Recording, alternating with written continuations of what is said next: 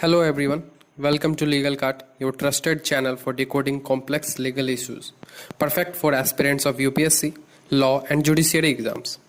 Today we are discussing a very relevant and thought-provoking editorial from The Hindu titled Putting the Brakes on Bulldozer Justice. This article sheds light on the arbitrary demolitions carried out by the state authorities, focusing on how such actions violate constitutional and human rights. नमस्ते, आपका स्वागत है legal cart में, जहां हम जटिल कानूनी मुद्दों को सरल बनाते हैं, खासकर यूपीएससी, कानून और न्यायिक परीक्षाओं के छात्रों के लिए। आज हम द हिंदू के अत्यंत महत्वपूर्ण संपादकीय बुलडोजर न्याय पर लगाम पर चर्चा करेंगे। यह लेख सरकारी अधिकारियों द्वारा मनमाने विध्वंस की कार्रवाइयों पर केंद्रित है, जो संवैधानिक और मानवाधिकारों का उल्लंघन करती है। So let's dive deeper into understanding these arbitrary demolitions and the legal principles involved in it. This article first highlights the trend of bulldozer justice. What do we mean by bulldozer justice? A term that refers to the arbitrary and often illegal use of demolitions by the state to punish individuals or groups, typically those belonging to marginalized sections of society. It involves the use of bulldozers to demolish homes, shops, and other structures under the pretext of law enforcement, without following due legal procedures like giving prior notice or offering rehabilitation. The absence of due process and lack of fair hearings lead to further marginalization of these communities, contradicting constitutional safeguards. For example, in Uttar Pradesh, there have been multiple instances where homes of individuals accused of participating in protests or riots were bulldozed as a form of immediate punishment, bypassing the courts and legal procedures. Similarly, in Madhya Pradesh, communal tensions have led to bulldozer-driven demolitions, particularly targeting minorities. This practice often results in further marginalization of these groups, violating constitutional safeguards such as due process and the right to shelter. ये लेख सबसे पहले bulldozer न्याय की प्रवृत्ति पर प्रकाश डालता है। यह एक ऐसा शब्द है जिसका उपयोग राज्य द्वारा लोगों या समूहों को दंडित करने के लिए मनमाने और अक्सर गैर कानूनी विध्वंस के संदर्भ में किया जाता है, खासकर समाज के हाशिए पर मौजूद वर्गों को। इसमें बुलडोजरों का उपाय करके घरों, दुकानों और अन्य संरचनाओं को बिना किसी कानूनी प्रक्रिया के विध्वंस किया जाता है। उदाहरण के लिए उत्तर प्रदेश में कई मामलों में उन व्यक्तियों के घरों को ध्वस्त कर दिया गया जिन्होंने विरोध या दंगों में भाग लेने का आरोप लगाया था, और इस विध्वंस को कोर्ट और कानूनी प्रक्रियाओं को दरकिनार कर किया गया। इसी तरह मध्य प्रदेश में सांप्रदायिक तनाव के कारण बुलडोजर का उपयोग करके खास तौर पर अल्पसंख्यकों को निशाना बनाते हुए विध्वंस की कार्रवाइयां की गई हैं। यह प्रक्रिया अक्सर इन समूहों के और अधिक हाशिए पर जाने का कारण बनती है, जो उचित प्रक्रिया और आश्रय के अधिकार जैसे संवैधानिक सुरक्षा का उल्लंघन करती है। Now let's see how the supreme court has responded to this pressing issue. In response to the growing trend of extra-legal demolitions, the Supreme Court has taken a firm stand. The court has asked for a pan-India guidelines that ensures a uniform procedure is followed before any demolition takes place. This is aimed at curbing the misuse of demolitions as a punitive measure by local authorities and ensuring that fundamental rights such as the right to shelter and due process are protected. बढ़ते मनमाने विध्वंसों के चलन के जवाब में supreme court ने एक मजबूत रुख अपनाया है।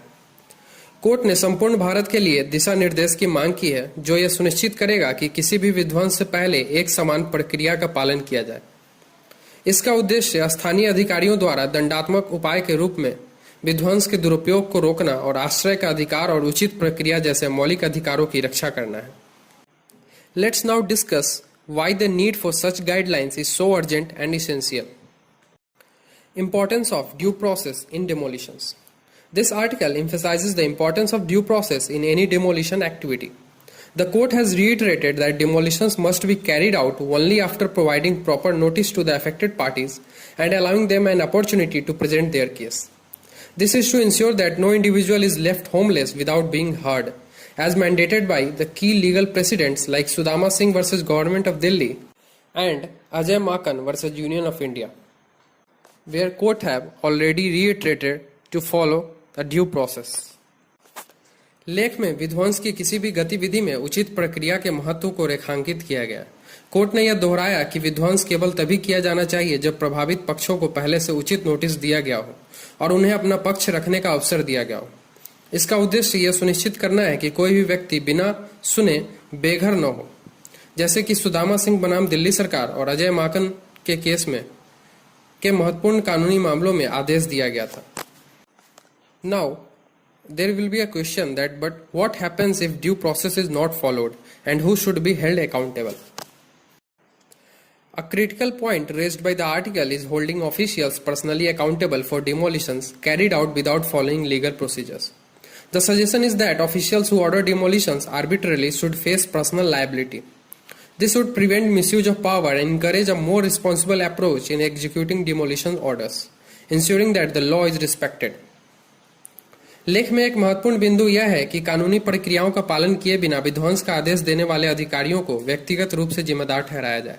सुझाव यह है कि जो अधिकारी मनमाने ढंग से विध्वंस का आदेश देते हैं उन्हें व्यक्तिगत जिम्मेदारी का सामना करना चाहिए। इससे सत्ता के दुरुपयोग को रोका जा सकेगा और विध्वंस आदेशों को लागू करने में अधिक जिम्मेदारी पूर्ण दृष्टिकोण को बढ़ावा मिलेगा, जिससे कानून का पालन सुनिश्चित हो सके। Now, let's shift to the humanitarian side of this issue, which is often overlooked. This article also delves into the humanitarian concerns related to demolitions. Displacement without notice or adequate rehabilitation leads to significant social and economic hardship. The United Nations guidelines on evictions emphasize that displaced person must be provided with adequate housing and compensation. The Supreme Court is urged to ensure that these humanitarian principles are upheld during any demolition activity. लेख में विध्वंसों से जुड़े मानवीय चिंताओं पर भी चर्चा की गई है। बिना किसी नोटिस या उचित पुनर्वास के विस्थापन से गंभीर सामाजिक और आर्थिक कठिनाइयां उत्पन्न होती हैं। संयुक्त राष्ट्र के बेदखली पर दिशा निर्देश इस बात पर जोर देते हैं कि विस्थापित व्यक्तियों को उचित आवास और मुआवजा प्रदान किया जाना चाहिए। सुप्रीम कोर्ट से आग्रह किया गया है कि यह सुनिश्चित किया जाए कि विध्वंस की किसी भी कार्रवाई के दौरान इन मानवीय सिद्धांतों का पालन हो। Lastly, let's sum up the key takeaways from this important editorial. To conclude, the article pushes for legal safeguards and the strict enforcement of due process in demolition activities. This discussion is highly relevant as it touches upon important constitutional concepts like fundamental rights, rule of law, and accountability. अंत में लेख विध्वंस की कार्रवाइयों में कानूनी सुरक्षा और उचित प्रक्रिया के सख्त प्रवर्तन पर जोर देता है। ये चर्चा बहुत ही उपयोगी है क्योंकि ये मौलिक अधिकारों, कानून का शासन और जवाबदेही जैसे महत्वपूर्ण संवैधानिक अवधारणाओं को छूती है। शुक्रिया। जय हिंद, जय Bharat. If you found this video informative, please like, share and subscribe to Legal Guard for more in-depth legal analysis. Till then, thank you so much. अगर आपको ये वीडियो अच्छा लगा तो प्लीज़ लाइक करें, शेयर करें और लीगल कार्ड को सब्सक्राइब करें ताकि हम ऐसे ही आपके लिए आगे से वीडियो लाते रहें। तब तक के लिए शुक्रिया।